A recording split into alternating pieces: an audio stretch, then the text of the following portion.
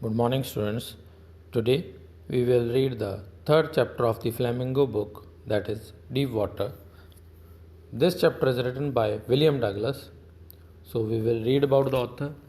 William Douglas was an American jurist and politician. He was born on October 16, 1898, in Maine, Minnesota. After doing graduation, he taught for 2 years in a school in Yakima. But soon he got tired of this job and pursued a legal career. Douglas was appointed to the United States Supreme Court at the age of 40 and served for more than 36 years, longer than any other justice in the court's history. Both on and off the court, Douglas was outspoken in his support for individual rights and for preserving the natural environment. He died on January 19, 1980 in Washington, D.C. Introduction of the chapter. In this story, Douglas talks about his fear of water and how he finally overcomes it with strong willpower and courage, hard work, and firm determination. Once he took courage, the fear vanished. That shows most of our fears are baseless. Fear creates dangers where there is none. The writer's experiences further confirm the proverbial truth: where there is a will, there is a way. Characters.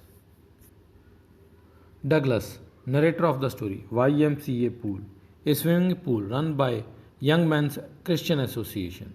Yakima. Yakima is a US city located about 60 miles southeast of Washington. Story of the chapter. William Douglas recalls a misadventure of childhood. It had happened when he was 10 or 11 years old. He had decided to learn to swim. There was a pool at the YMCA in Yakima, which was safe. It was only 2 or 3 feet deep at the shallow end and 9 feet deep at the other. The drop was gradual. He caught a pair of water wings and went to the pool. He hated to walk naked into water and show his thin legs.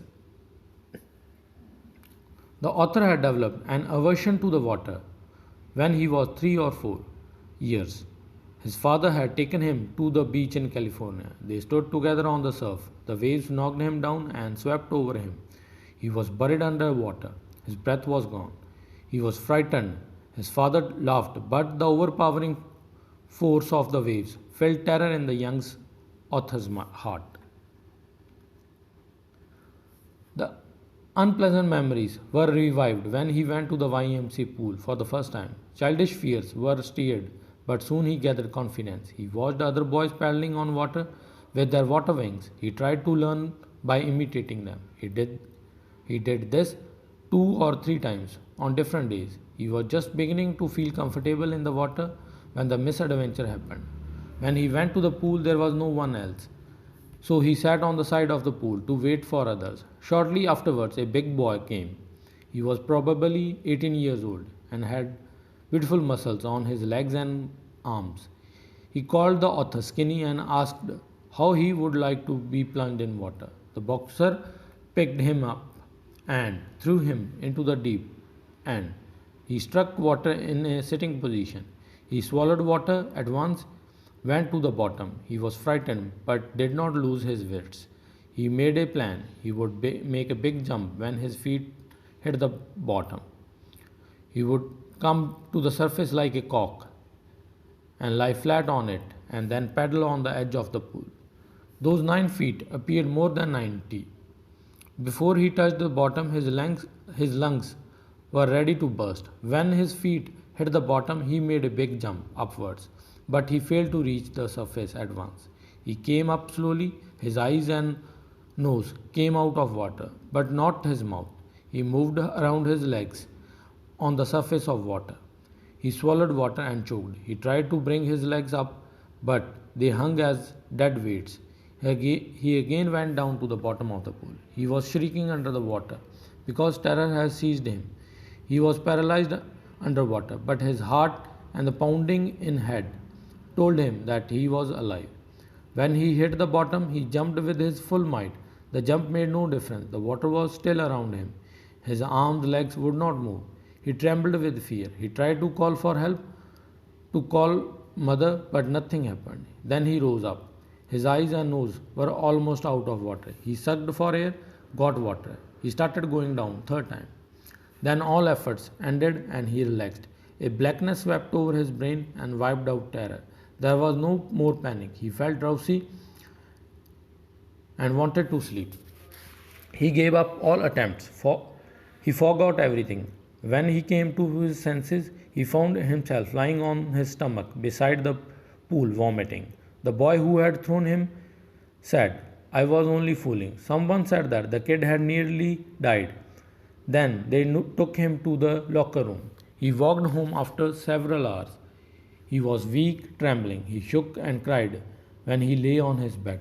He could not eat that night. For days, haunting fear was in his heart. He never went back to the pool. He feared water and avoided it whenever he could.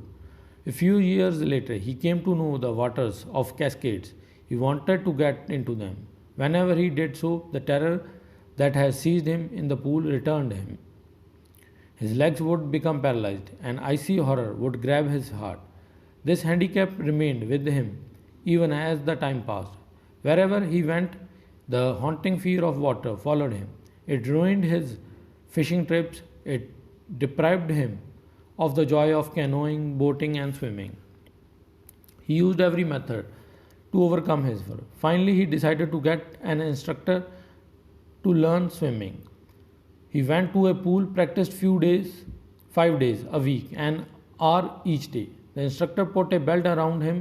A rope was attached to the belt, went through a pulley on an overhead cable. He held on to the end of the rope. They went on this way for many weeks. On each trip across the pool, a bit of panic seized him. Each time, the instructor relaxed his hold on the rope and Arthur went under the water. Some of the old terror returned and his legs froze. It was 3 months before the tension began to slack. Then the instructor taught him to put his face under the water and exhale, to raise his nose and inhale. He repeated the exercise hundreds of times. Very slowly he shed some of the old panic as his head went under the water. Then the instructor held him at the side of the pool and had him kick with his legs. He did so for weeks. Gradually his legs relaxed. Thus, by piece, he built a swimmer.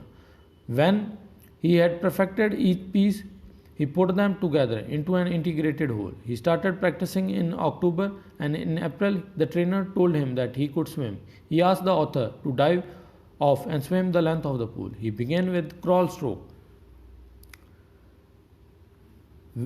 When he swam alone in the pool, the tiny remains of the old terror would return, but now he could rebuke his terror. This went till July. He was still not satisfied, so he went to Lake Wentforth in New Hampshire. There he dived off a dock at Triggs Island. He swam 2 miles across the lake to Stamp Act Island. He swam across breaststroke, side stroke, and backstroke. The terror returned only once. When he was in the middle of the lake, he put his face under the water and saw nothing but bottomless water. He asked terror what it could do to him, and it fled away. Some doubt still remained, so he went up to Cornard Meadows and camped there. And early in the morning, he dived in the warm lake, and he swam across to the other shore and back. He shouted with joy, and Gilbert Peak returned the echo. He had conquered his fear of water. The experience had a deeper meaning for him. Only those who have known stark terror and conquered it can appreciate it. In death, there is a peace. There is a terror only in the fear of death. Roosevelt knew, and he said, "All we have to fear is fear itself." Douglas had experienced both the sensation of dying and the terror that the fear of it can produce. The will to live somehow grew in it intensity. At last, Douglas liberated, and he was free to walk the trails, climb the peaks, and to ignore fear. Conclusion. Deep water, we have learned that determined enough and have the courage, we can overcome any fear that comes our way. Word meanings. First word is YMCA.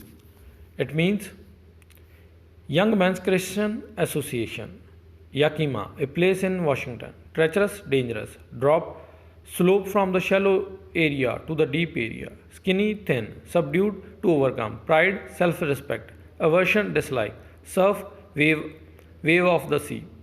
Knocked me down, threw him down. Revived, brought back to mind. Epping, coping, to feel at ease, to feel comfortable. Bruiser, a person who is tough and aggressive, enjoys a fight or an argument. Spring, push, bob, jump. Tinge, touch of color. Yell, scream. Expanding, losing, giving out. Ached, pain. Throbbed, felt pain in a series of beats. Dizzy, faint. Strikeout, extended. Cable, thick rope. Slack, to reduce. Shed, removed. Panic, fear. Vestige, traces. So this is the end of the today's lecture. See the video and go through the notes. If you have any problem, you can comment. So we will meet soon with the next lesson.